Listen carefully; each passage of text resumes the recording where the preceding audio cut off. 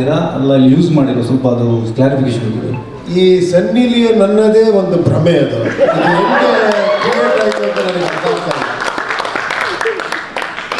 ಅಲ್ಲ ಶೂಟ್ ಮಾಡಿದ್ದೀರಾ ಅಲ್ವಾ ಇಲ್ಲಿ ಯೂಸ್ ಮಾಡಿಲ್ವಾ ಏನೋ ಅಂತ.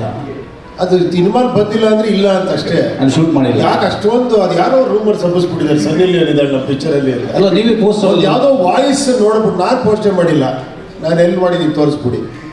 ಓಕೆ ಯಾವುದೋ ಒಂದು ವಾಯ್ಸ್ ಬರುತ್ತೆ ಅದನ್ನ ನೀವು ಸನ್ನಿ ಲಿಯೋನ್ ಅನ್ಕೊಂಡಿರ್ಬೇಕು. ಅಲ್ಲ ಸಾಂಗ್ ಇದ್ದಾರೆ ಅಂತ ಹೇಳಿದ್ರು, ಸಾಂಗಲ್ಲಿ ಸನ್ನಿ ಲಿಯೋನ್ ಸಾಂಗ್ ಇರುತ್ತೆ. ನಾವೆಲ್ಲ ಹೇಳಿದ್ದೀವಿ ಸಾಂಗ್. ರಜನೀಶ್ ಅವ್ರು ಎಲ್ಲಿದ್ದಾರೆ ಇಲ್ಲಿ? ಸನ್ನಿ ಲಿಯೋನ್ಗೆ ಅದ್ರ ಸಾಂಗ್ ಮಾಡಿಸಿದ್ರ ಸರ್?